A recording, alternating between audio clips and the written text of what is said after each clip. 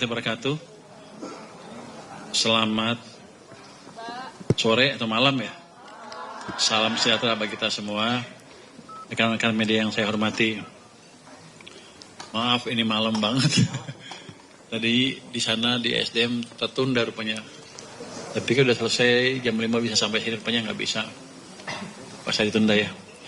Hari ini kita akan menyampaikan lagi realisasi APBN kita, kinerja dan fakta sebagai bentuk transparansi dan akuntabilitas pengelolaan keuangan negara. Oke, kita langsung aja ke halaman pertama. Oh, slide 3. Wah, gatek nih, lama. Jadi seperti biasa, di tengah ketidakpastian global, Indonesia mampu menjaga kinerja ekonomi Q1. Ini udah ya? Ini udah kan? Q1 udah. Ini perbandingan negara, kita mana sih? Indonesia tuh di Q1 tuh setelah Vietnam ya. Vietnam 7,8, kita 5,61. Tapi di G20 kita nomor, inflasi. Kita nomor 2 setelah India kalau nggak salah ya. Ini di G20, kita kan bukan G20. Jadi kita lumayan, itu pertumbuhannya 5,61 di Q1 2026. Ini waktu kemarin saya atau analis bilang bahaya karena itu pertumbuhannya didukung oleh pemerintah aja. Kan saya udah bilang di satu TV bahwa hitungnya nggak begitu. Kalau 5,6 berasal dari mana? Kalikan pertumbuhan kali pangsanya. Jadi kalau saya nggak salah ingat dari 5,6 itu 2,9 dari belanja masyarakat, 1,7 dari investasi, sekitar 1,3% itu dari pemerintah. Jadi walaupun pemerintah tumbuhnya cepat, tapi karena pangsanya lebih kecil, total kontribusinya ya seperti itu. Jadi nggak benar bahwa daya beli masyarakat turun. Bloomberg Technos mesti gitu bahwa angka pertumbuhan menunjukkan daya belinya malah bagus. 2,9 itu lebih tinggi dibanding triwulan-triwulan sebelumnya loh.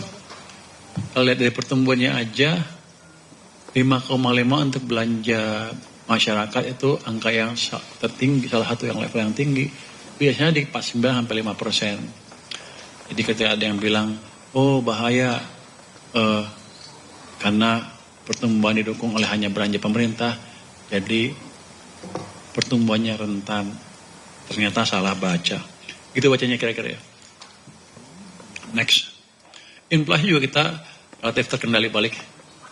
Ini juga pernah ada yang bilang bahwa inflasi akan double digit nggak terkendali. Ternyata sampai sekarang baru 2,42%. Jadi inflasi terkendali. Ini juga membantu daya beli masyarakat kita tidak tergerus. Kenapa? Ini karena upaya pemerintah untuk mengendalikan inflasi betul-betul serius. Ada TPID dipimpin oleh Pak Mendagri. Jadi hasil kerja Pak Mendagri amat bagus di sini. Next. Artinya ke depan inflasi kita akan tetap terjaga, apalagi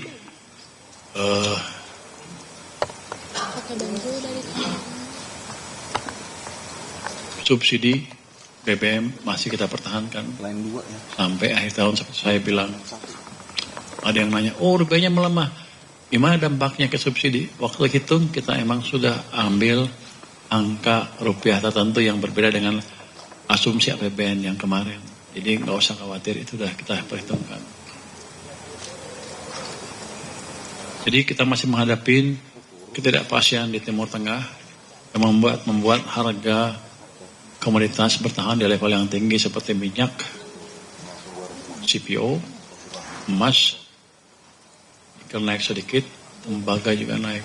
Jadi kita mengalami dunia yang seperti ini sekarang. Kalau saya hitung-hitung waktu di DC kemarin, waktu ketemu dengan G20 ketika mereka diskusi, saya dengar Amerika permintaannya apa? Menteri Keuangan ya? Siapa namanya? Keuangannya bilang persyaratannya seperti apa yang saya anggap itu persyaratan seperti memperlakukan negara yang sudah kalah perang. Jadi nggak akan bisa damai dalam waktu dekat. Next. Next ini. Nah ini. Ketahanan ekonomi nasional terus ditopang oleh koordinasi kebijakan fiskal dan moneter yang semakin erat untuk menjaga pertumbuhan utamanya sektor swasta. Dalam hal ini penempatan dana pemerintah di bank komersial terus disinergikan dengan strategi moneter guna memperkuat likuiditas sistem keuangan. Kalau Anda lihat base money M0 di bulan April tumbuhnya 14,1%. Jadi ada cukup uang di perekonomian yang akan menderaih pertumbuhan perekonomian. Jadi yang orang nggak banyak sadar ya, apa pentingnya uang tumbuh 14. Kalau kita lihat tuh Juli 2003 sampai dengan Agustus, September tahun 2025 itu ada titik-titik di mana pertumbuhan uangnya negatif atau nol. Itu akan mematikan sektor swasta dan real sektor. Sekarang kita naikkan bersama-sama ke 14 lebih, ke double digit. Itu untuk memastikan real sektor bekerja juga. Ini strategi yang tidak dipahami banyak orang. Bahwa saya atau pemerintah tidak hanya fokus membelanjakan uangnya untuk program pemerintah saja, tapi juga memastikan real sektor bisa berjalan. Caranya seperti ini. Jadi uang yang 200 triliun membantu Bank Sentral juga menambah likuiditas di sistem perekonomian kita. Jadi banyak yang dulu bilang, oh uangnya nggak ada gunanya. Berguna, karena kredit tumbuh lebih cepat, suku bunga turun, Pak swasta tumbuh sehingga pertumbuhan di triwulan keempat tumbuh 5,39, itu yang pertama tumbuhnya 5,61. Itu adalah dampak dari kebijakan yang kita kerjakan dari sini dengan kerjasama dengan Bank Sentral yang di luar diketawain orang ya nggak ada gunanya, ternyata berguna. Jadi mereka mesti menulis lagi atau belajar lagi teori ekonominya atau menulis ulang teori ekonomi yang ada di kepala mereka. Jadi ini bukti real bahwa kebijakan moneter dan fiskal kalau jalannya sinergi bisa menumbuhkan pertumbuhan ekonomi, menciptakan pertumbuhan ekonomi yang lebih cepat. Kan kita ingin menjalankan dua mesin pertumbuhan, pemerintah dan swasta. Sekarang sudah mulai jalan, tapi ini saya bilang baru mulai, masih belum lari. Kita akan coba dorong terus supaya tumbuhnya makin cepat lagi ke depan. Next. Masuki triwulan kedua, aktivitas ekonomi menunjukkan tren yang beragam. Anda lihat tuh, yang menarik penjualan mobil dan motor sempat negatif kan waktu Maret karena mungkin musiman lebaran ya. Mungkin harusnya kalau year on year musimannya hilang, tapi ternyata enggak tuh, nggak bisa hilang. Tetap aja minus 17,1% di bulan Maret. Tapi di April lihat penjualan mobil tumbuhnya berapa? 55%. Penjualan motor tumbuh 28,1. Jadi daya beli masyarakat masih ada. April, Mei, Juni saya pikir akan tumbuh lebih cepat lagi. Karena pemerintah akan mengeluarkan insentif untuk mobil listrik dan motor listrik. Kita ingin ada stimulus tambahan di perekonomian. Keyakinan konsumen agak turun sedikit di bulan April, tapi masih pada level yang tinggi, yang bukan di level yang mengkhawatirkan. Anda lihat konsumsi BBM naik, itu menunjukkan aktivitas yang naik. Total penjualan listrik juga naik tuh sebelah kanannya di bulan April. Itu industri mulai jalan lagi tuh. Terus konsumsi semen domestik naik juga di bulan April. Biasanya konsumsi semen berhubungan dengan pembangunan, di PDB-nya itu ditarik ke investasi nanti. Artinya investasi akan tumbuh cepat juga di triwulan kedua tahun ini. Ini data ini mengagetkan saya juga. Tadi saya agak pesimis tentang triwulan kedua. Tapi setelah melihat data seperti ini, bagus. Artinya apa? Daya belinya masih terjaga. Saya bukan bicara atas opini saya aja. Saya lihat data, saya terjemahkan, tim kami di keuangan menerjemahkan data ini dari waktu ke waktu. Jadi saya nggak main-main, orangnya ada banyak nih. Siapa yang bikin? Ini siapa yang bikin? Herman, Man, di bawah kamu ada berapa orang? 350 researcher, research semua. Kira-kira sebagian besar ngejar ini kan, menganalisa pasar dan lain-lain kan, termasuk peraturan. Di tempatnya Pak Ferry ada berapa? Mana Ferry?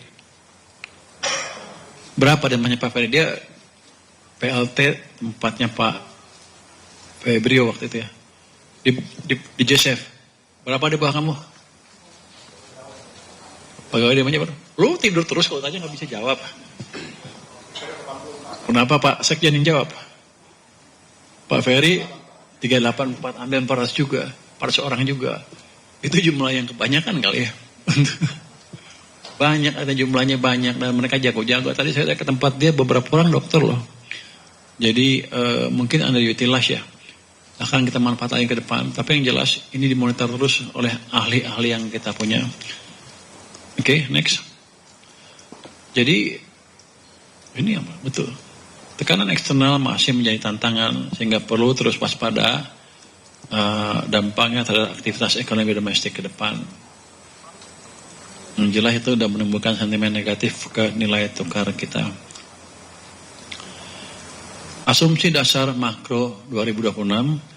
Realisasi asumsi dasar ekonomi makro di awal tahun 2026 mencerminkan fondasi ekonomi yang solid dengan arah pertumbuhan yang optimis.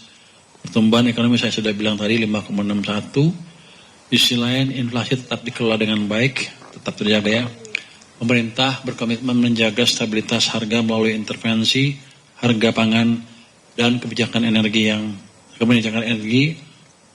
subsidi ya, untuk menjaga daya beli masyarakat. Jadi orang, saya dikritik tuh di luar, apa kamu buang-buang uang?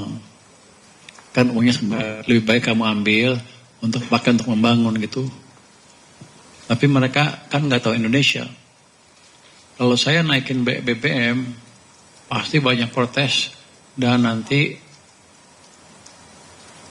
ada bisa keributan ya di sana sini yang akan mengganggu stabilitas sosial, politik, dan pada akhirnya ekonomi. Sehingga uang yang saya punya pun nggak akan saya bisa pakai untuk membangun apa. Keadaan kacau. Jadi saya keluarkan sedikit untuk subsidi supaya keadaan tenang saya bisa membangun. Ini yang terjadi selama ini. Jadi strateginya sudah cukup baik kan. Buktinya apa? Di tengah gonjang-ganjing ekonomi dunia, kita masih bisa tumbuh 5,6. Walaupun ada yang banyak majalah yang bilang, oh itu pemerintah Presiden Prabowo ngabisin duit. Enggak. Semuanya dilakukan dengan terukur. Saya punya tadi 400 orang, 800 researcher yang melototin ini terus. Ya kalau mereka salah ya sebenarnya kita pecat lah, gampang lah. Betul kan? Pak Ferry, betul ya? Berani? Berani nggak lo mempertanggungjawabkan hasil risetnya? Pak Herman juga berani kan? Ya kalau salah awas saja. Jadi pemerintah secara proaktif tetap menjaga ketahanan sektor keuangan domestik di tengah sentimen risk of global.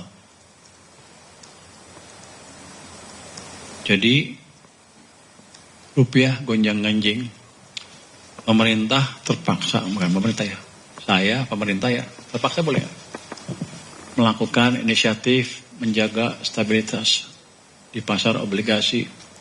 Kami sudah masuk mulai minggu lalu Jumat, Senin, Selasa. Hari ini masuk berapa Pak Minto? 800 ya? Oh 1,3 triliun masuk ya. Tapi akibatnya yield bond turun. Asing ikut masuk. Hari ini di pasar sekunder masuk 500 miliar. Di pasar primer masuk 1,3 ya. 1,68 triliun.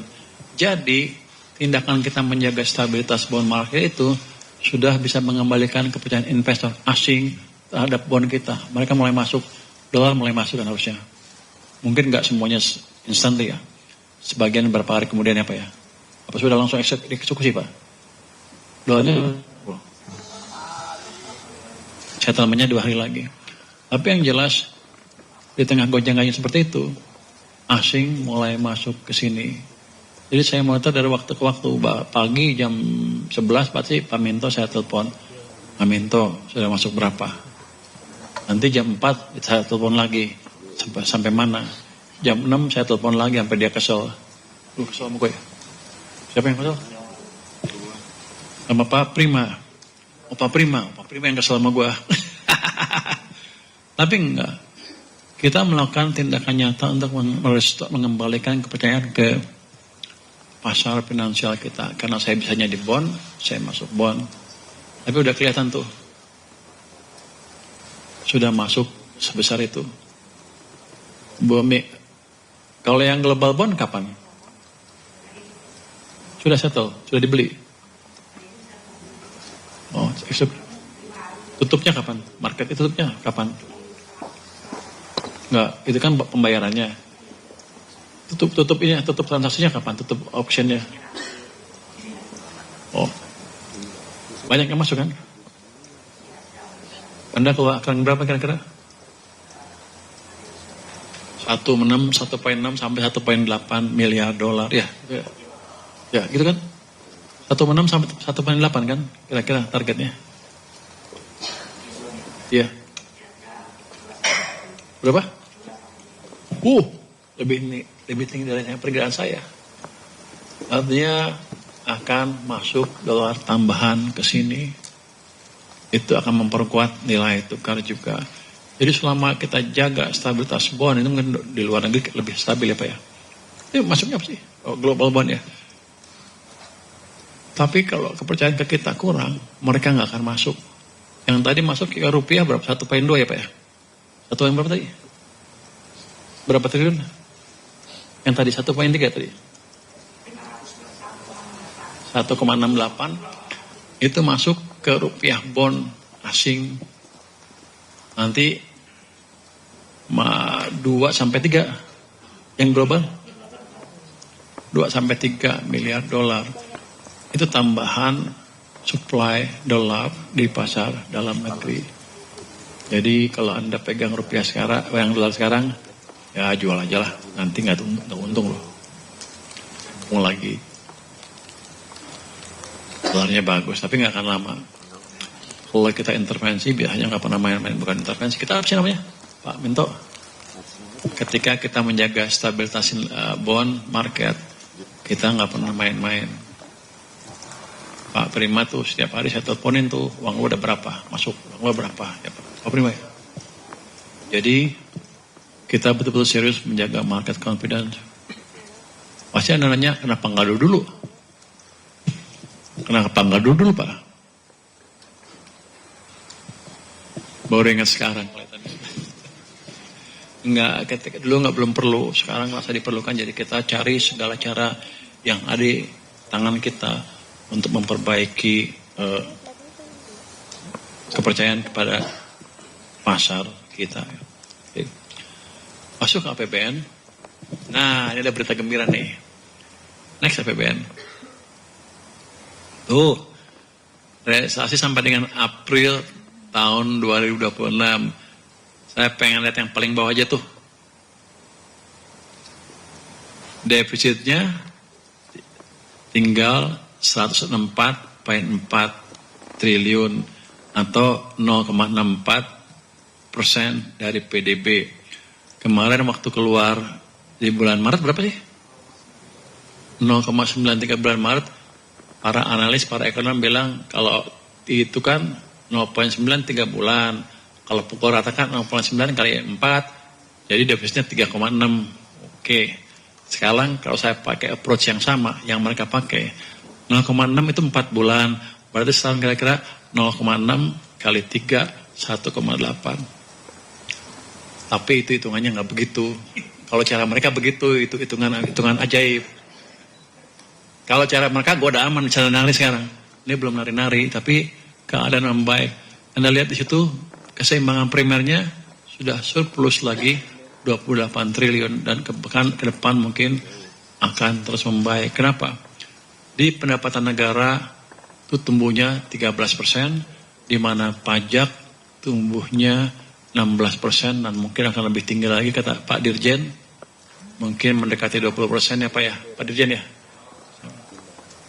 Lu insya Allah Prima apa insya Allah lu? Insya Allah Bimo. Bagus sama. Kalau si Prima insya Allahnya benar. Lu? Mungkin benar ya. Ya artinya kita akan usahakan ke arah sana. Ini jelas lebih bagus prospeknya dibanding tahun lalu. Ketika kita babak dulu ya Pak Bimo ya. Tahun lalu kan negatif ya pertumbuhannya pajak. Nah, minus 10,8, enggak full year. Masih turun.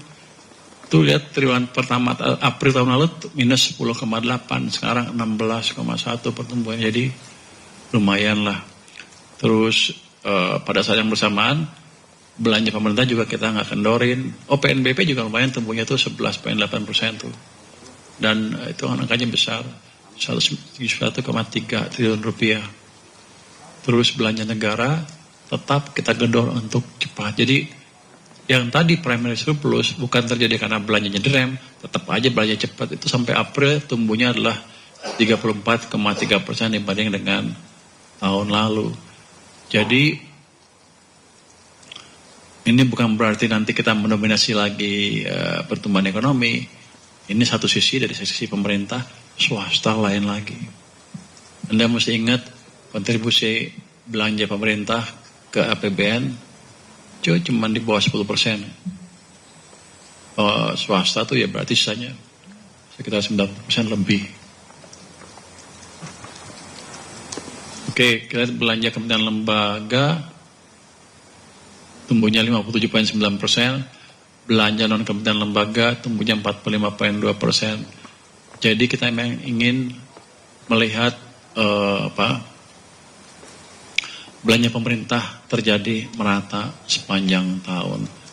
Dilihatnya pendapatan negara tumbuhnya akhirnya 918,4 triliun atau tumbuh 13.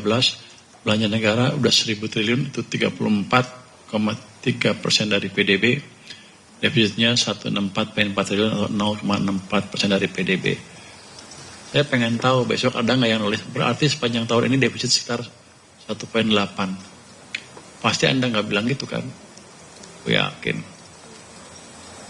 Apalagi Bloomberg Teknos. Pasti bilang, wah walaupun menurun pasti ada apa, ada itu. Nggak mungkin dikali 3, itu hitung yang salah. Waktu kemarin mereka hitung begitu kan semuanya. 0,9 kali 4 berarti 3,6, bahaya. Nah sekarang Anda bisa bilang nggak? Bagus sekali gitu.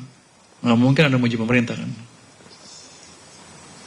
Tapi ini data yang ada. Jadi kita nggak main-main nih. Jadi saya duga sih pajak dan bea cukai. Anda lihat satu, bea cukai itu. Bea cukai itu sudah tumbuh sekarang 0,6%. Walaupun tumbuhnya kecil, kalau sampai Maret kemarin kan negatif. Saya yakin ke depan akan tumbuh lebih cepat lagi. Karena hasil reformasi yang kita lakukan di pajak maupun di bea cukai. Ini bukan kebetulan. Ini hasil kerja Pak Bio dan tim, juga Pak Jaka dan tim. Betul ya Pak Jaka ya? Pak Jaka nggak ada ya? Hah? Pak Jaka kemana? Nih gue tanya nih, di tempat lain. Tahun ini tumbuh berapa kira-kira pendapatan bea cukai? Tahun ini tumbuh berapa? Prediksi Anda?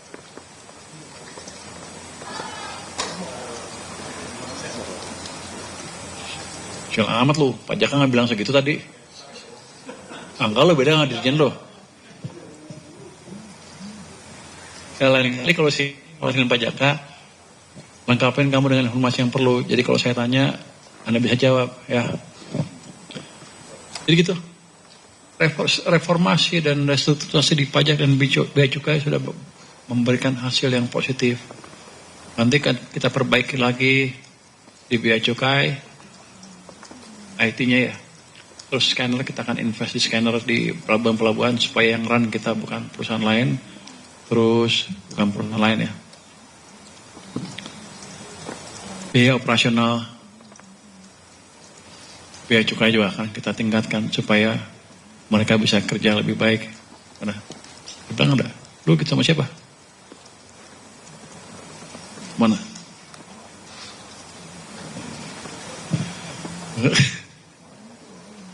Jadi itu keadaannya. Next. Ya PDF. Ini saya Februari. Oh, Maret sampai dengan April dibandingin nih. Tuh lihat tuh.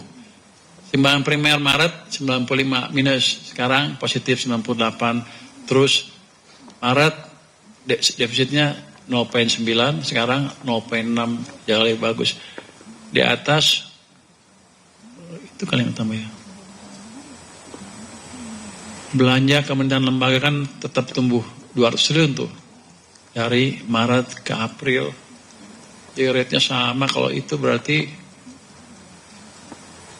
triwulan kedua bisa 600 triliun lebih. Jadi daya dorong dari belanja pemerintah nggak akan kita kurangin. Anda lihat tuh, cukai sebelumnya, dulu nggak ada pertumbuhannya, hanya 67,9, sekarang udah 100,6, itu naik dari Maret ke April, naiknya berapa? 23 triliun, 33 ya? 33 triliun, 33 triliun ya. Itu hampir 50%. Jadi Anda lihat nih, biaya dan cukai kerjanya membaik secara signifikan dalam waktu 1 bulan. Ke depan akan lebih bagus lagi. Next.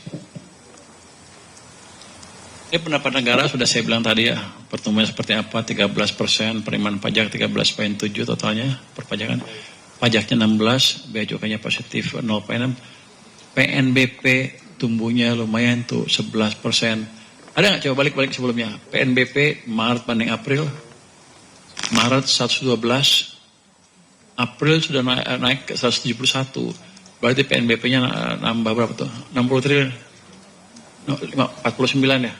59 triliun. Itu hampir 50% juga. Jadi kinerjanya amat baik. Saya pikir tadi akan turun karena banyak orang bilang di bulan April kondisi melambat. Ternyata enggak nih.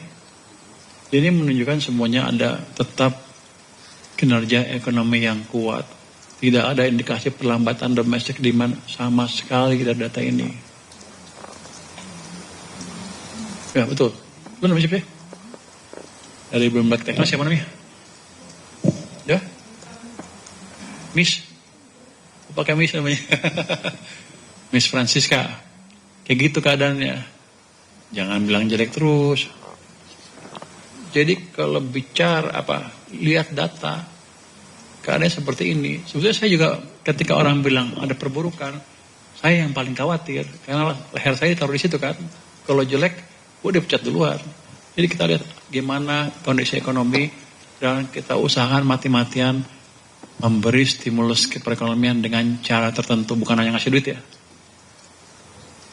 Tambah likuiditas sistem, koordinasi dengan bank sentral, jaga stabilitas di pasar obligasi dan lain-lain.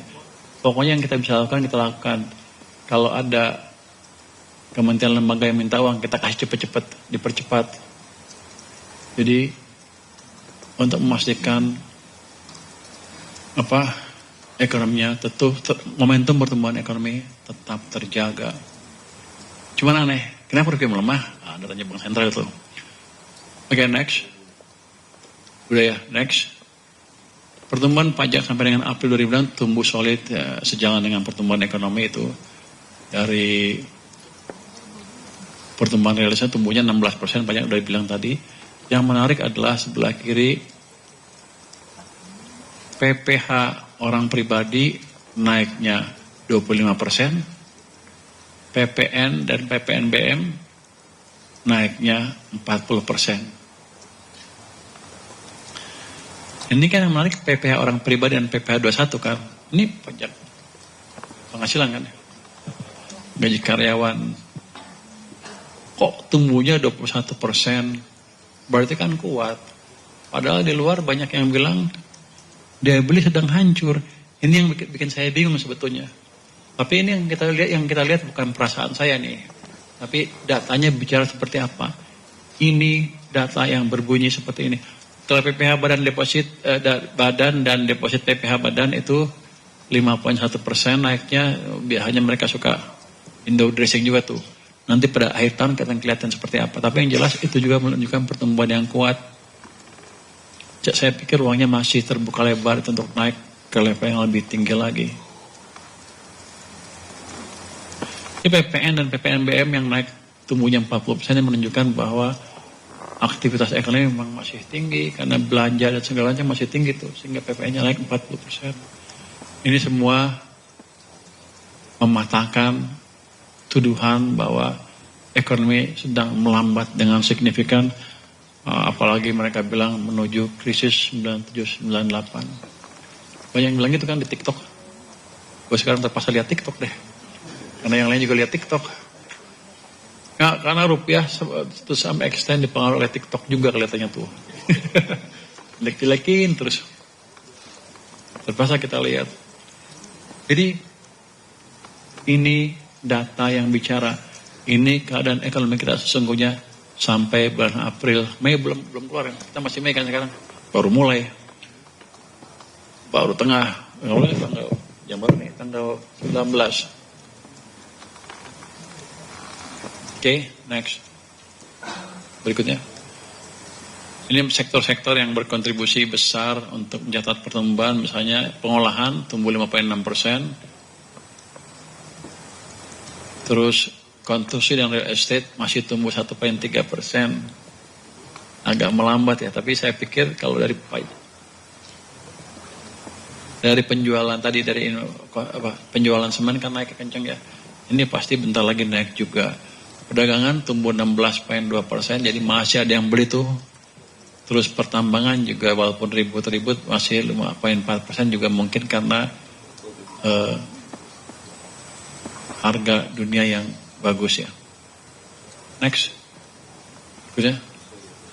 Penerimaan kepabean dan cukai membaik, totalnya mencapai 100,6, tumbuh 0,6%. Yang kita lihat apa? Sebelumnya tuh kita yang itu ya, yang Januari, Februari, Maret tuh. Januari minus 14% pertumbuhannya, Februari minus 14, Maret minus 12, sekarang sudah positif 0,6, ke depan akan lebih positif lagi. Jadi memang ada perbaikan di aktivitas ekspor, impor dan yang lain-lain. Next. Pengawasan kepabean dan cukai saya pengen lihat di sini, perlihatkan di sini bahwa Pak Jaka dan kawan-kawan di Bea Cukai sudah melakukan kerja yang serius sekali. Itu lihat jumlah rokok ilegal yang ditangkap di tahun 2005 itu 303 juta batang. Di tahun 2026 mencapai 684 juta batang. Naik lebih dari, April itu naik lebih dari 100%. 2 kali lipat jadinya. Jadi kelihatannya orang Bea Cukai sudah mulai serius kerjanya ya. Betul nggak Mas? Kata Presiden begitu, Pak udah membaik. Presiden ketawa, hahaha. Mereka udah mulai pada takut ya? Iya kayaknya Pak. Tapi kita nggak peduli, yang penting kinerjanya membaik. Jadi nanti ke depan teknologi yang diterapkan di sana saya pikir ini akan lebih bagus lagi. Jadi teman-teman di Bea Cukai terus kerja seperti itu ya. Kalau enggak kita pindahin, kita rumahkan. Penindakan narkotika telah dilaksanakan sebanyak 522 kali dengan barang bukti mencapai 3,31 ton. Salah satu hasil penindakannya adalah keberhasilan tim gabungan Polri dan Bea Cukai dalam menggagalkan upaya penyelundupan narkotika selama 2 hari berturut-turut di Pelabuhan Bakauheni. Ini orang Bea Cukai protes sama saya, Pak katanya. Kami kerja bareng dengan polisi, tapi begitu ada show penangkapan yang menunjukkan itu hanya polisi aja, kami nggak kebagian katanya. Oh kalau gitu lain kali lu ikut.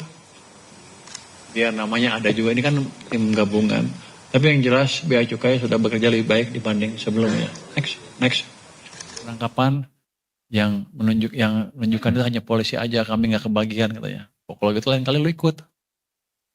Biar namanya ada juga, ini kan tim gabungan. Tapi yang jelas Bea Cukai sudah bekerja lebih baik dibanding sebelumnya. Next. Masih PNBP juga tumbuh dengan baik 20% year on year, saya bilang tadi kan. PNBP SDA tumbuh 3,9%, terutama disebabkan kenaikan harga mineral, nikel, tembaga, emas, perak, dan aluminium. Kinerja PNBP Kementerian KL tumbuh 49,2%, terutama dari kontribusi pendapatan jasa komunikasi dan informasi. Ini berarti Komdiji ya? Serta pendapatan, itu Komdiji ya? Serta pendapatan denda administrasi di bidang kehutanan hasil kinerja Satgas PKH. PKH kali yang banyak ya. Dapat berapa? Udah sampai 10 triliun lebih ya? 10 triliun yang kemarin ya. Pendapatan BU tumbuh 26,6%, terutama disebabkan kenaikan pendapatan jasa pelayanan kesehatan pada Kemenkes dan tarif pungutan ekspor CPO sawit dan turunannya. Jadi kenaikannya amat signifikan. Next. Belanja negara, saya bilang tadi, tumbuhnya 34,4%, belanja pemerintah pusatnya 51% tumbuhnya, kementerian lembaga 57,9%, non-kementerian lembaga 45,2%. Transfer ke daerah kita lakukan walaupun agak turun sedikit ya. Tapi transfernya tetap lancar sesuai dengan yang dianggarkan. Jadi ini kita lihat di sini, kita mempercepat betul-betul belanja pemerintah supaya dampaknya ke ekonomi lebih signifikan dibanding tahun-tahun sebelumnya. Next. Ini kita ngurus sini kan. Maksudnya pemerintah pusat, Anda lihat yang pertumbuhannya itu 51,1% sampai dengan April dibanding tahun-tahun sebelumnya. Anda lihat pertumbuhannya kan sekarang lebih signifikan sekali. Di samping tahun lalu juga rendah, tapi memang ada percepatan belanja. Jadi kita nggak main-main, kita bilang kita akan dorong belanja pemerintah. Hasilnya seperti ini. Jadi ketika ada pertumbuhan ekonomi lebih cepat, bukan terjadi secara otomatis. Terjadi karena berbagai macam faktor. Ini strategi Pak Presiden Prabowo untuk mendorong pertumbuhan ekonomi yang lebih cepat. Nanti mungkin 2029 bisa mendekati yang ditargetkan. Next. Hasil belanja Kementerian Lembaga tumbuh tinggi 26,5% dari APBN mencapai 400,5 triliun. Belanja pegawai tumbuh 24,4%. Belanja barang tumbuh 130%. Dari 71 ke 164,6%, 104,2%. Belanja modal juga tumbuh 43,6%, dari 36,7 sekarang naik ke 56,2. Ini peningkatan belanja modal utamanya untuk mendukung konektivitas dan ketahanan pangan, yaitu pembangunan jaringan dan irigasi. Untuk belanja bansos juga kita nggak sayang-sayang duit, kita belanjain, tumbuhnya 30,2%, dari 43,6 sekarang menjadi 56,7%. Penyaluran bansos untuk melindungi masyarakat dengan mengutamakan perbaikan data penerima manfaat. Jadi data ada hal yang penting buat kita, bukan untuk kecampur, tapi kita ingin tahu data yang betul di masyarakat seperti apa. Tahun ini BPS minta anggaran tambah untuk melakukan Susenas dan melengkapi data Susenas. Kita kasih berapa triliun? 3 triliun tambahannya ya. Totalnya jadi 6 ya. Untuk BPS. Tambahnya 3 kan, totalnya jadi berapa? Lalu tidur lu. Dia tidur. Jadi kayak gitu. Jadi yang dia minta kita kasih untuk memastikan sensusnya dilakukan dengan benar dan data sen dilengkapi dengan benar, dilengkapi dengan cepat dan baik. Sudah kita lengkapi. Total tambahan itu kan? Jadi totalnya berapa?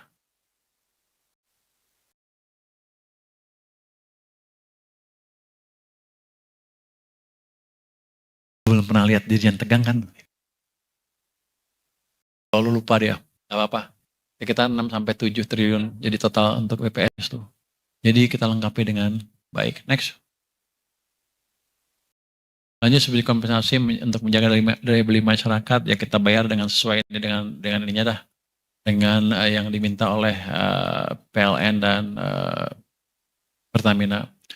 Kan kok sekarang udah betul kan, Januari, Februari, Maret itu selalu kita bayar subsidinya semuanya penuh, tapi untuk kompensasinya kita bayar 70%, 70%, 70%.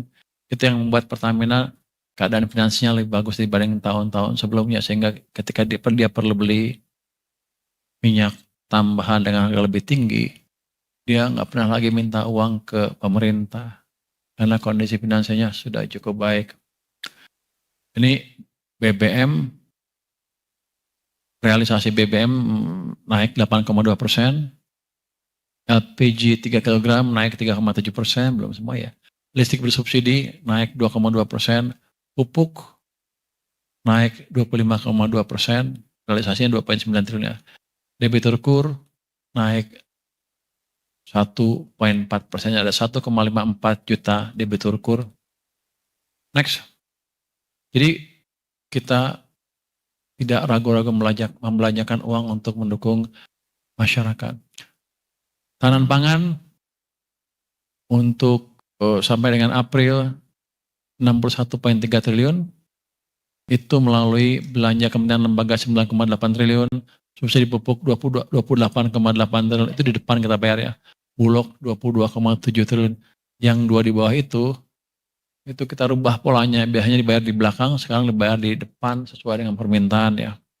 Sehingga cost of fund mereka bisa tertekan ke bawah. Itu yang membuat juga pupuk bisa melakukan ekspor. Untuk Bulog, investasi pada Bulog ini untuk mendukung pembelian beras, gabah, dan jagung petani. Per 30 April 2026 telah digunakan untuk menyerap beras sebesar 13,9 ribu ton, gabah 3,5 juta ton, dan jagung 2,1 ribu ton, semua dari petani. Yang itu MBG itu sudah mencapai 75 triliun. Itu 22,4% dari PBN yang sebesar 335 triliun. Tapi nanti bukan 335, nanti ada penghematan tertentu sesuai dengan instruksi Pak Presiden, sehingga dana BGN bisa dipakai lebih efektif dan efisien. Angka kita berapa sekarang? Berapa Pak Darto? 268. Tapi nanti ada penghematan lebih lanjut. Itu untuk 60 apa? Apanya? 6,9 kan, hampir 7 kan. Masa gue lebih ingat daripada lu? Lu dia lupa. Hah? Boleh gue lebih tua ya. Masih lebih ingat sedikit. Jadi itu dipakai untuk 61,96 juta penerima 27.952 SPPG. Ini program yang bagus, akan kita terus dukung, tapi dengan peningkatan efisiensinya nanti ke depan. Next. Penyaluran TKD juga tetap kita salurkan 256,8 triliun, itu 37,1% dari APBN. Oke, next. Itu termasuk yang untuk itu ya, untuk Aceh. Sudah aman? Sudah keluar? Oh, yang tambahan balikan ke normal sudah keluar ya, dipercepatkan, sudah keluar semua.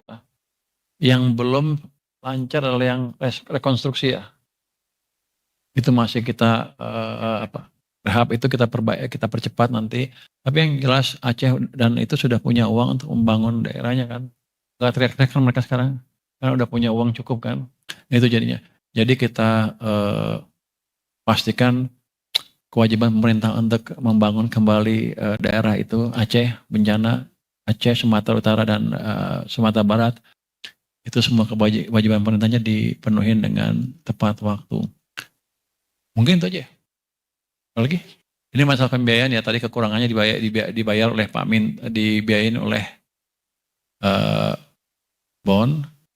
Pembiayaan anggaran sekarang sudah 298,5 triliun rupiah.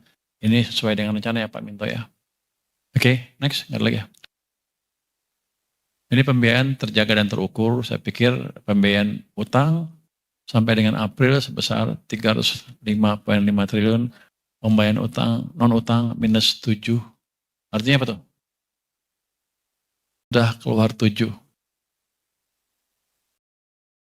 Jumlahnya semua 298,5 triliun rupiah. Dan perlu dicatat, karena kita cukup kredibel, kita tidak ada kesulitan untuk menerbitkan surat utangnya Pak ya.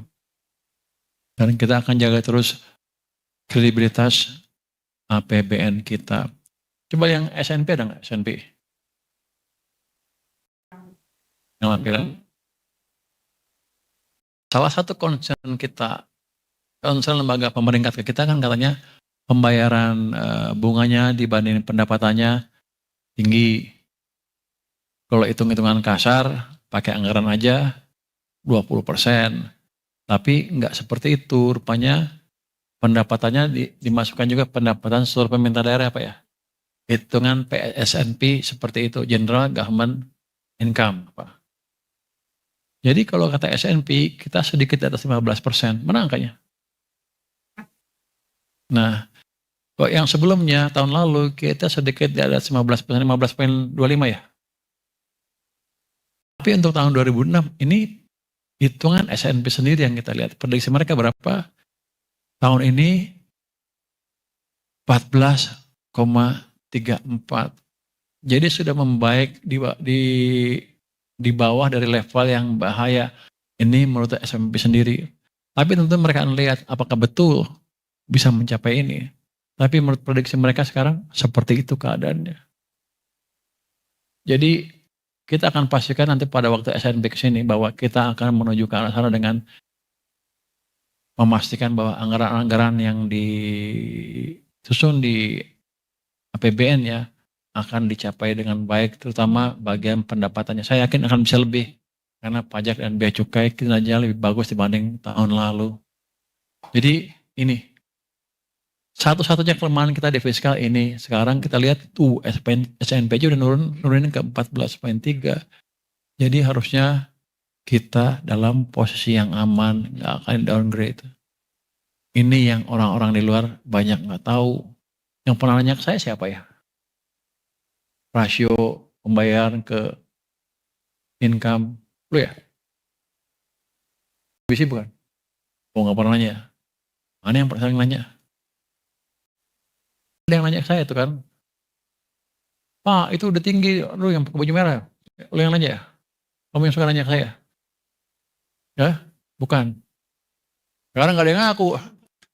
Ini angka SNP ini, pada hitungan mereka untuk kita tahun ini seperti ini. Jadi mereka estimate kita dalam keadaan yang baik kondisi fiskalnya. Ada yang bilang kan siapa ya? Bahwa gara-gara fiskal berantakan, rupiah melemah.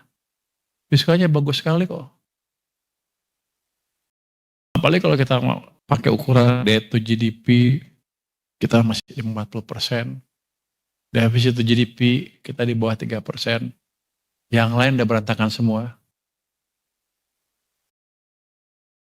Jadi ekonomi kita membaik, fiskal tetap terjaga juga dengan baik.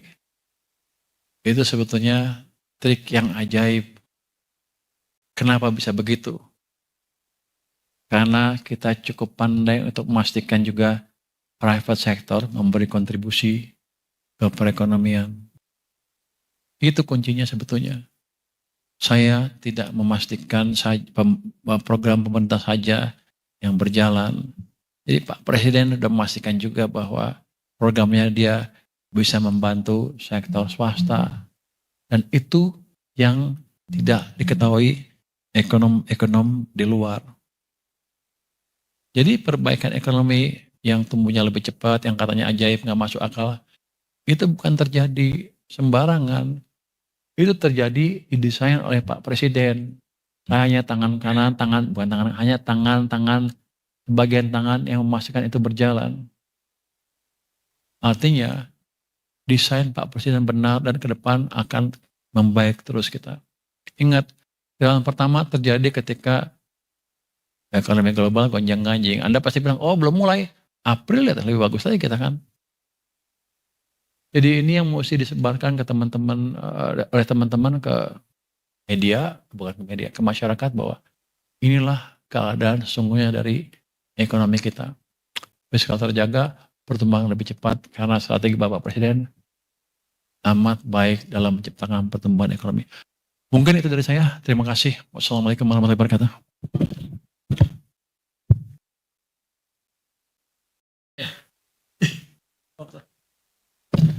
Sekarang saya tanya jawab ya. Oke. Oh langsung ya sekarang ya. Oh gue protes waktu ya. Lu banyakkan nanya ntar aja. Sini. Si CNB Bloomberg Technos kebanyakan nanya. Malam Bapak, saya Gayatri dari kantor berita Reuters Pak. Gantiin Pepen soalnya Pepen lagi liburan. Si Pepen mana? Liburan. Ke Amerika. Lagi mahal lagi rupiah. Kasian. Gara-gara dia rupiah melemah. Bilang sama Pepen, lu jangan sering keluar negeri gitu. Gara-gara dia pergi rupiah melemah. Dia ngingin bininya di sana ya. Tanyaannya ada beberapa nih Pak, agak banyak. Mohon maaf. Pak besok kan Dan mau pidato di Camp PPKF di DPR ya. Kalau boleh kisi-kisinya apa sih Pak yang akan disampaikan Pak Presiden? Justru itu, kita tunggu Presiden ngomong. Masa gue bocorin? Saya nggak tahu Presiden akan ngomong sendiri. Soalnya rumor di market kan kencang sekali hari ini bahwa Pak Presiden besok akan umumkan pembentukan Badan Kontrol Ekspor ya Pak. Ini boleh disampaikan nggak sih Pak? Nah, itu saya nggak tahu. Kita mesti tunggu pidato Presiden. Mau bocoran, minta bocoran, jangan minta bocoran lah. Ya udah Pak, kalau gitu saya nanya, tadi Bapak bilang ada penghematan anggaran, untuk Pagu MBG, jadinya totalnya untuk tahun ini saya boleh tahu setelah rencana savings. Yang saya 260 triliun ya, 268 triliun untuk sementara angkanya itu dulu, tapi ada potensi perbaikan lebih lanjut masih dihitung. Jadi jangan nyalain MBG lagi. Presiden sedang memperbaiki manajemen MBG dan cara mereka belanjakan uang. Jadi bukan imun terhadap masukan.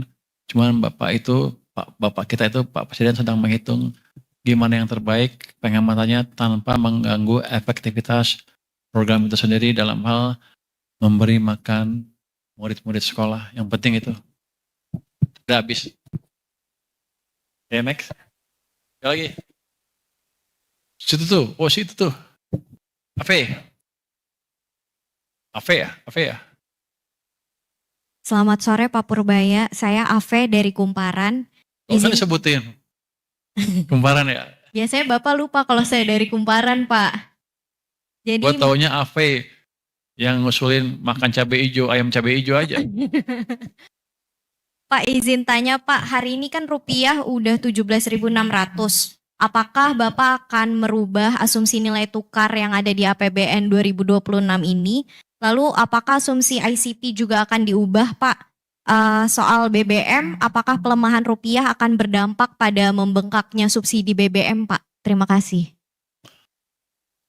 Dampak pelemahan rupiah relatif kecil terhadap subsidi BBM ya. Yang besar adalah harga minyak dunia kalau saya nggak salah. Can gini, waktu kita menghitung melakukan simulasi harga minyak dunia $100 per barrel sepanjang tahun rata-rata, itu sudah kita masukkan ke sana.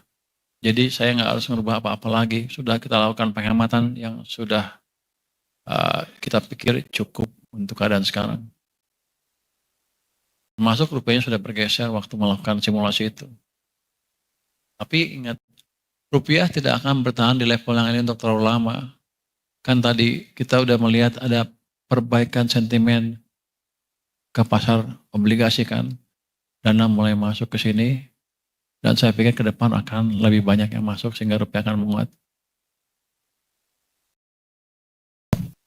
Di sebelah itu, lu dari Bloomberg ya? Bloomberg. Chris. Malam Pak. Orang Chris lu. Dari Bloomberg Pak. Pak, jadi mau konfirmasi saja berarti besok yang akan menyampaikan Camp PPKF di DPR itu Pak Presiden ya Pak, bukan Bapak sebagai Menteri Keuangan. Kenapa ya Pak kalau boleh tahu perubahannya kenapa? Ini sejarah untuk pertama kali Presiden menyampaikan pidato dan Camp PPKF. Ya, ada alasan nggak sih Pak? Ada backgroundnya gitu? Kenapa Nggak mungkin? ada, kan bebas, nggak ada hukumnya kan. Saya pikir nggak ada undang-undangnya kan. Suka-suka kebetulan presiden mau ngomong ya nggak apa-apa. Saya sih senang kenapa? Gue nggak ngomong.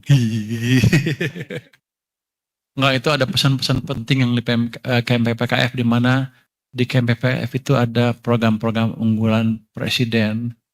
Jadi harus dia yang ngomong, bukan saya. Oke Pak, yang kedua tadi Bapak bilang kalau untuk penerbitan global bond yang sekarang sedang book building itu targetnya 2 billion sampai 3 billion dolar, itu yang dolarnya saja ya Pak? Iya. Kalau nggak salah kan akan ada euro bond juga, apakah itu Belum. termasuk? Nanti, ini kombinasi. Ini kombinasi nih, global dan euro. Di mana terbitnya? Di isunya di mana? Isunya di mana? Di mana aja boleh. Pasar mana? Di mana aja kan? Ya. Jadi global euro sama dolar ya. Sudah kombinasi ya Pak tadi? Kalau targetnya? Panda belum. Oke. Apa sih Pak pertimbangannya kita tap lagi dollar bond market ketika yield global kan trennya lagi naik Pak? Pertimbangannya apa ya Pak? Kenapa kita tap? Itu sudah bond dalam issuance? rencana, dalam waktu ketika kita menerbitkan APBN kita kan sudah hitung globalnya seperti apa dan match seperti apa, jalan terus aja. Kita lihat juga yield kita naik berapa sih? Yield dolar kita naik berapa? Stabil yang global? Stabil kan? Masih relatif stabil, artinya kita masih dipercaya. Di samping itu juga itu plan kita di anggaran itu ya kita eksekusi aja. Terakhir Pak, terkait dengan intervensi Kemenq di pasar bond, Bapak kan selalu bilang masuk ke market, masuk ke bond market, berapa triliun. Boleh nggak sih Pak dijelaskan ke kami semua sebetulnya mekanismenya seperti apa sih Pak? Masuk ke market itu sebetulnya apa yang dilakukan oleh Kemenq, dan apakah setiap harinya ada target berapa besar, berapa triliun yang Kemenq lakukan? Ya Pembelian masuk ke market, intervensi. masuk aja, beli ya. Itu untuk teknisnya, teknis biasa itu mungkin bukan Pak Minto beli. Teknisnya ya ada cara sendiri. Yang gini, nanti kalau itu kebaca malu dong, terlihat mana gitu. Maksudnya lihat mana, begitu lu lihat orangnya nanti diketahuan, oh berarti pemerintah masuk. Ini enggak, kita masuk untuk menstabilkan harga sehingga asing juga masuk. Buktinya kan hari ini masuk 500 miliar ya Pak Minto di pasar sekunder. 1 poin berapa tadi? 1,6 di pasar primer. Karena mereka tahu harganya akan stabil. Terus targetnya berapa? Saya minta mereka masuk setiap hari 2 triliun. Kalau ada. Ternyata yang jual sedikit, banyak yang nahan juga tuh. Hari ini dapat berapa? 1,2 ya? Kemarin cuma dapat 129. Kemarin cuma dapat 800. Hari pertama cuma dapat 100 miliar. Itu ya. Jadi kayak gitu. Jadi kekuatan kita cukup besar untuk mengabsorb bond sehingga harganya stabil dan kredibilitas bond kita bisa dikembalikan. Dan Anda lihat kan hari ini semuanya melemah kecuali bond yieldnya turun. Turun berapa Pak rata-rata? Yang 10 tahun hari ini turun 4 basis point, yang 5 tahun turunnya 10 basis point. Itu anomali. Bukan anomali. Ini keberhasilan pemerintah mengembalikan kepercayaan ke bond market kita. sumber dananya SAL ya Pak? Maaf, memastikan aja Pak. Oh pengen tahu aja, suka-suka saya. Enggak, kita pakai semua sumber dana yang ada secara optimal gitu aja. Bukan hanya SAL. Oh, jangan dong, sebelah sini sekarang belum. Sini. Di belakang. Ya, hijau. Nyambung pertanyaan. Selamat malam Pak, saya Konita dari tirto.id. Siapa? Konita dari tirto.id. Pak Tirto, Ya, anak buahnya Gomos. ya Pak. Izin Pak, menyambung pertanyaannya Kak Grace barusan. Teknisnya itu lewat buyback SBN atau kan kemarin Bapak juga menyebutkan kalau pemerintah intervensi di pasar obligasi ini dengan menggandeng Himbara ya Pak ya. Nah itu Enggak, apakah belum. Tidak. Nah itu apakah dengan meminta Himbara untuk menjadi standby buyer Pak? Enggak. Himbara Gimana dong, Pak? saya. Begitu ada yang jual, saya beli aja. Selesai. Segampang itu sebetulnya. Mekanismenya macam-macam. Boleh sih, boleh nggak sih ngomongin rahasia nggak? Nggak kan? Nggak, emang kita masuk seperti itu. Kalau ada yang jual, kita beli. Ada yang jual, kita beli. Ada yang jual, kita beli. Jadi ketika ada investor asing yang jual bond, Nggak, terus nanti pemerintah beli gitu Pak. kita nggak tahu ada yang jual, kita beli, domestik atau asing kita beli. Ketika melihat itu kan kelihatan di pasar ada yang harga bondnya membaik. Asing ikut beli juga. Ini yang kita bilang mengembalikan investor ke pasar obligasi kita. Dia untungnya bisa double-double kalau dia masuk sekarang. Pertama dia bisa dapat capital gain. Dan nanti kalau rupiahnya menguat, dari apresiasi nilai tukar bisa untung banyak dia. Kalau mereka cerdas, mereka akan masuk sekarang. Dan sudah banyak yang masuk.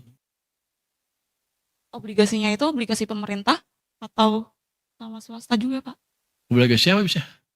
Yang dibeli pemerintah? Obligasi siapa lo beli? SBN, SBN. Berarti buyback kan Pak? In a way ya, tapi kan nggak buyback terus-terusan. Kita pakai apa sih? Masuk keluar sesuai dengan kebutuhan kondisi. Bukan buyback untuk hold gitu seterusnya. Kita buyback untuk mengembalikan stabilitas pasar bond. Tapi Anda ingat kan saya punya SAL 430 ya? SAL kita berapa? Tadi naik kayaknya 430 ya? Enggak, SAL kita berapa? SAL 434 triliun. Jadi napas saya panjang.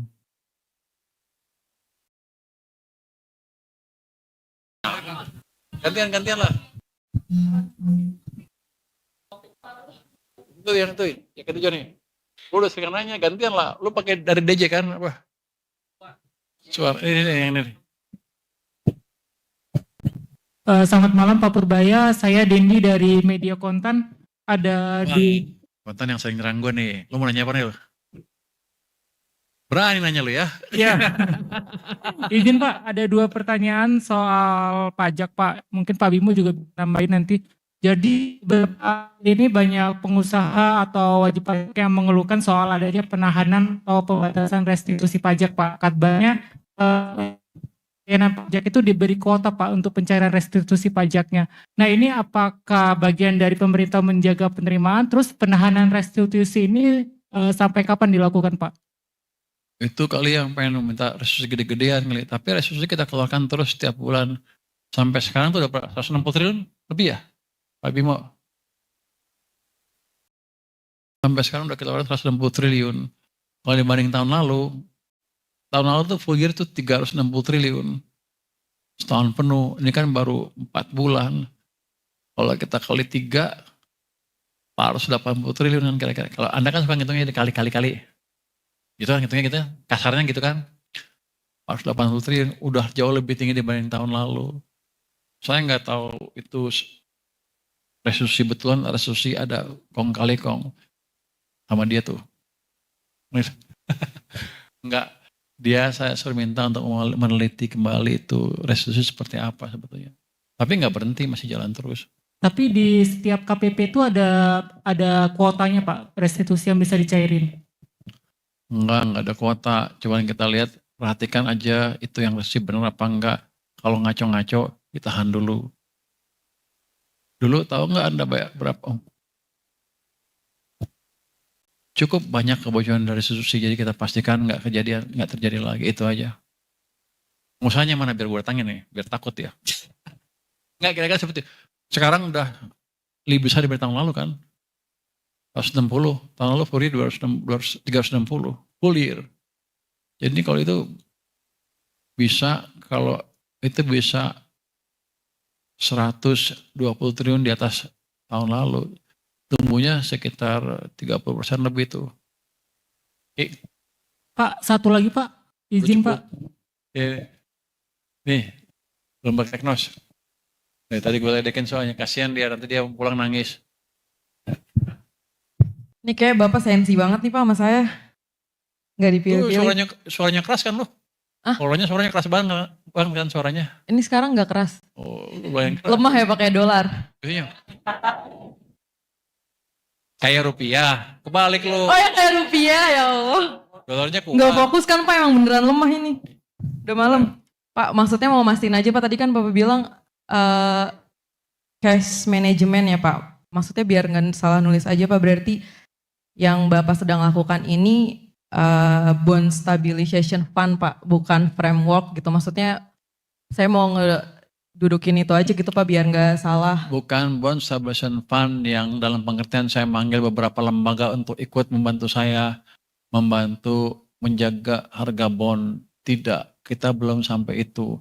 Kita baru cash management aja untuk memastikan harga bondnya stabil.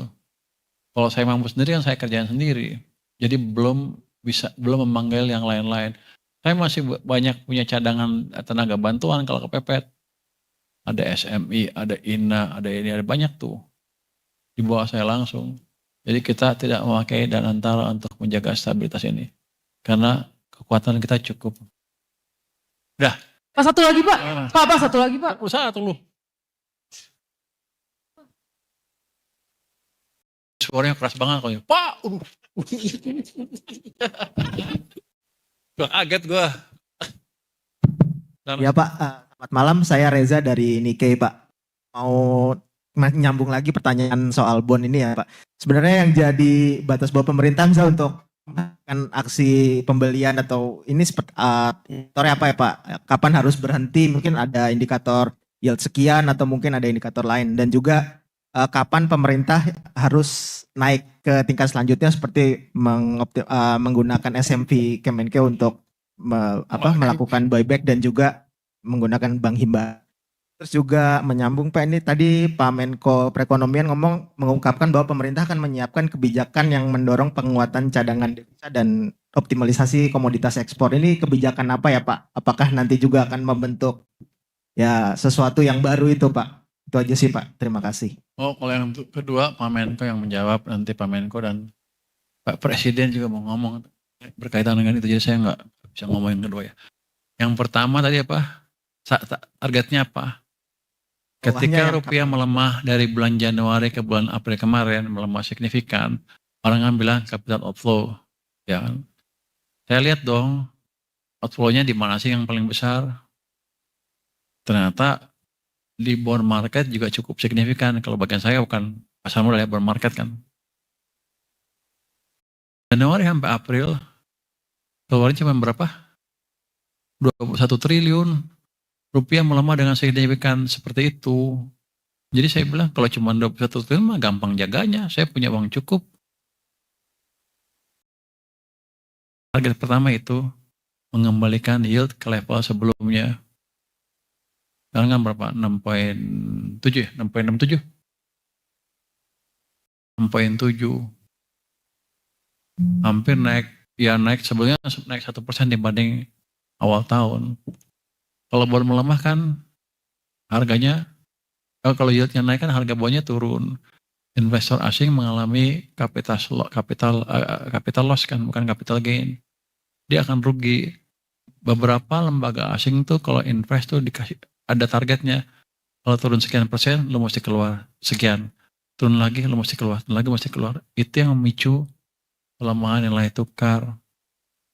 Jadi saya pikir dari sebelah sini saya perbaikin sedikit, dari sebelah sana BI yang bergerak, dari yang interpretasi pasar falasnya mereka yang kerja di sini yang kita bisa kerjakan untuk bantu BI seperti apa, seperti itu.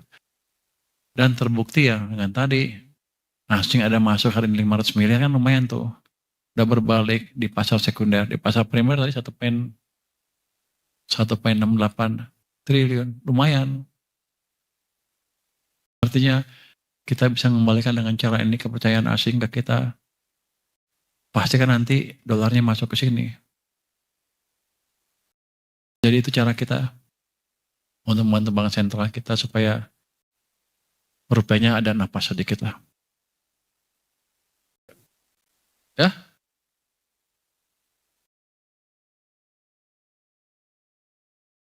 Kita akan lihat terus keadaan pasar seperti apa. Dan keadaan rupiah seperti apa, dan kita akan koordinasi dengan bank sentral juga. Ya, belakang. Ya itu. Selamat malam Pak Purbaya, saya Maulana Pak dari Investor Trust. mau tanya soal tadi Pak, pembelian obligasi pemerintah itu sistemnya buyback atau bagaimana sih Pak? Kalau boleh tahu. Kalau udah, lu tidur tadi ya? Terus gue ngomong yang sama. Gak mau. Tanya yang lain deh. Kalau boleh Pak, rinciannya Pak dari hari pertama itu sudah beli berapa? Tadi kan udah disebutin. Tadi udah juga. Ada yang kelewat Pak tadi Pak? Oh, lu baru Angkanya. datang. Enggak. Tidur tadi ya? Enggak Pak. Kalau nggak salah hari pertama itu Kamis minggu lalu 100. Terus kemarin tadi berapa? 800 ya? 30 hari ini 1,29. Berarti baru 4 hari Karena nggak ada yang jual. Ya. Artinya mereka sayang juga tuh jual tuh barang tuh karena menguntungkan rupanya. Jadi masih kredibel surat utang kita itu. Kalau mereka jual saya beli. Jadi asing juga nggak ngelepas. Kenapa? Karena kalau harga bondnya stabil, yieldnya stabil, mereka akan masuk ke sini. Dan mereka juga hitung juga. Kalau dia masukkan rupiahnya akan mengalami apresiasi. Untungnya double-double seperti saya bilang tadi. Dari capital gain, dari penguatan nilai tukar untung dia. Kalau saya jadi asing saya masuk sekarang. Pak, satu lagi Pak, soal cukai Pak. Udah Soal cukup cukai lah. ke depan Pak. Udah dua lu. Sini nih, yang oranye. Zahwa Pak dari CNBC. Oh, NBC ya? Oh. Ya. Tadi kan Bapak bilang kalau misalnya pembelian bond ini kan Bapak nggak bakal hold lama gitu. Nah, bilang, kita akan lihat seperti apa, tapi bukan berarti saya akan pegang selamanya gitu. Iya. Nah itu apakah ada deadline-nya? Lalu kan ini kan juga sebagai bentuk untuk menjaga stabilitas rupiah gitu Pak. Apakah ada target nilai tukar rupiah di angka tertentu? Apakah menunggu sampai ke angka di di 16.500 seperti asumsi makro 2026 atau seperti apa Pak? Nggak ada target nilai tukar, katanya itu bukan urusan Kementerian Keuangan, itu urusan Bank Sentral. Yang jelas kita akan lakukan itu membantu supaya ada ruang bernapas sedikit untuk nilai tukar rupiahnya. Itu kira-kira. Jadi nggak harus besok dijual lagi, atau setahun dijual lagi, atau berapa tahunnya, suka-suka saya kira-kira sesuai dengan kondisi pasar. Gitu ya Pak Minto ya? Mau minta menambah nggak? Cukup? Cukup ya? Kira-kira begitu. Jadi tutup nih. Pertanyaan terakhir lu yang nentuin gila nih. Pak, mulai Kamis apa Jumat Pak? Pak, maaf tadi mulainya itu Kamis atau Jumat? Kamis. Kan Jumat tutup kan? Oh, Rabu berarti ya? Rabu minggu lalu ya? Oh, Rabu, Senin, Selasa saya lupa Kamis libur kemarin. Jadi Rabu, Senin, Selasa. Gue salah. 100. Kamis kan libur. Jumat libur, Sabtu libur, buka lagi Senin, Selasa. 100 miliar. Kita mau beli, nggak ada yang jual. Hah?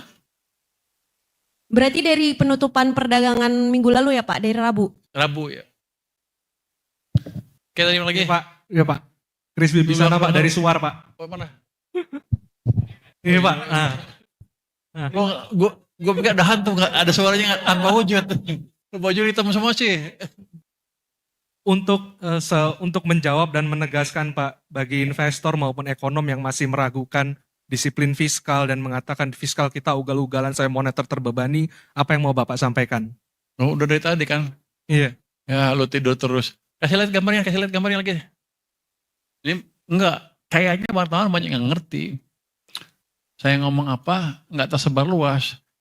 Jadi ketika kemarin Peter Gonta datang ke saya, dia nanya, lu gimana ngatur fiskal lu? Ya jutaan begini, pertemuan ini. Dia melongo aja. Dia bilang, Pak, saya belum pernah dengar hal yang seperti ini di luar. Jadi kamu komunikasi jelek banget katanya. Jadi kalau Anda belum ngerti, saya jelasin lagi sampai puas. Sini. Wajar sini. Beri sini.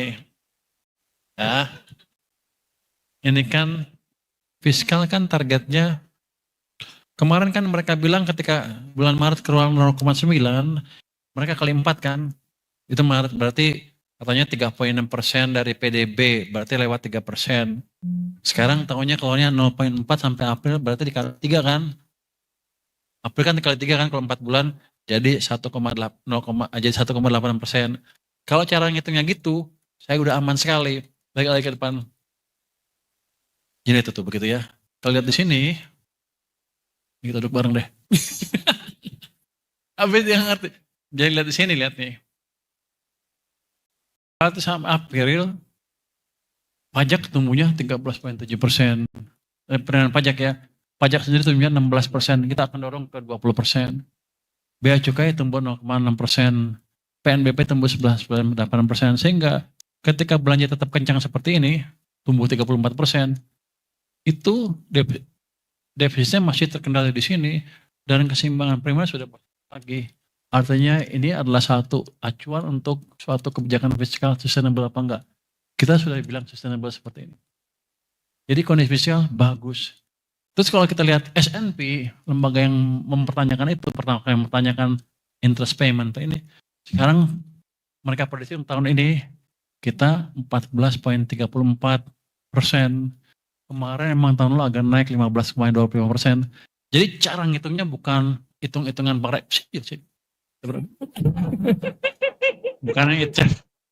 Cara ngitung ekonomi di luar itu, income kita berapa, interest payment kita berapa, mereka interest payment dibagi global income, general income termasuk income dari pemuda-pemuda itu.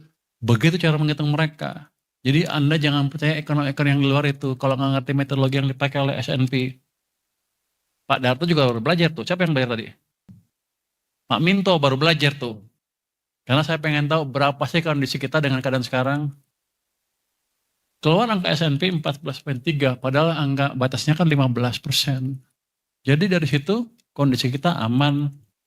Cuman yang kita pastikan aja, income kita betul-betul sesuai yang ditargetkan kita sebelumnya. Ya saya yakin dia pakai APBN kita hitung kan. Kelihatannya sih pendapatan kita akan lebih bagus daripada APBN. Dari si pertumbuhannya sampai sekarang.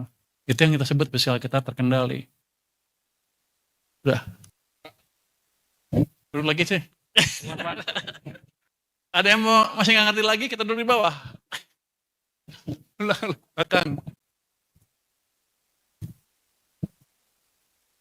Enggak. Masih ada yang bingung enggak? Saya dibilang sama Peter Gonta, bodoh melakukan komunikasi kamu. Kata, oh bukan ini sambil kami pokoknya. Ngerti gua, kenapa lu gak bisa ngomong ini keluar? Perasaan udah berkali-kali ngomong. Oh, oke. Disuruh berhenti katanya. Satu Pak, nanggung Pak. Terakhir ya. Bilang. Pak, saya Dani dari Bisnis Indonesia. Pertanyaan saya sejauh ini satu Pak, karena belum ada bisikan yang lain. Saya mau nanya soal ini Pak, kan Bapak sudah berkali-kali menjelaskan bahwa kalau misalkan harga minyak ini worst case scenario-nya adalah rata-rata 100 per barel gitu Pak.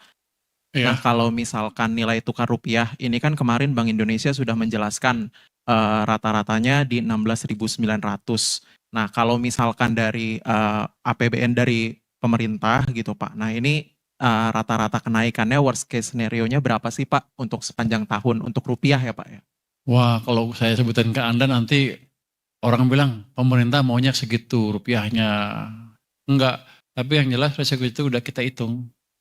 Jadi yang saya simulasikan yang $100 per barrel harga minyak dunia itu bukan worst case. Udah kita hitung betul keadaan sekarang. Jadi kelihatannya nggak akan lewat situ kan rata-ratanya harga minyak dunia. Dan rupiahnya juga kita hitung sesuai dengan harga minyak itu. Dan itu sudah masuk. Kita dalam keadaan aman sampai sekarang. APBN-nya. Mungkin itu. Oke, karena lagi terima kasih semua teman-teman. Saya tutup. Wassalamualaikum warahmatullahi wabarakatuh.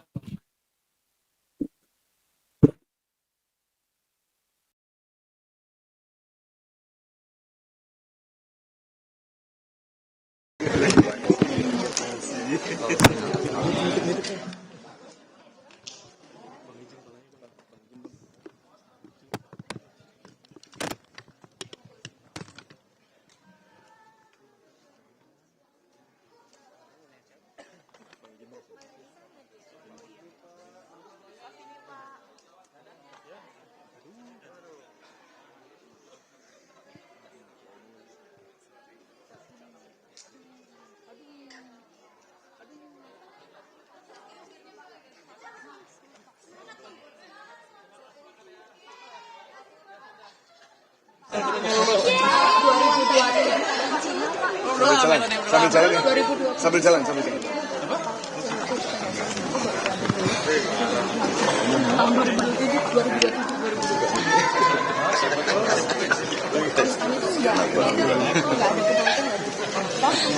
Saya pengen stabilitas. Sambil jalan yuk. Kita kan akan mesin-mesin.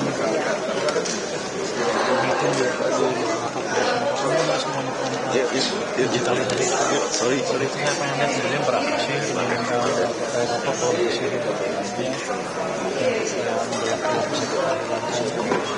itu saya bisa akan saya hitung perlu naik atau perlu turun. Itu sama penambahan layer itu. Nanti penambahan layer setelah itu kita sudah ke DPR sudah setuju. Perlu apa lagi ya? Penambahan layer tuh. Kita mesti PMK. Itu saya mesti lapor ke presiden juga. Pak dengan pada soal mahal rupiah ini 17.700.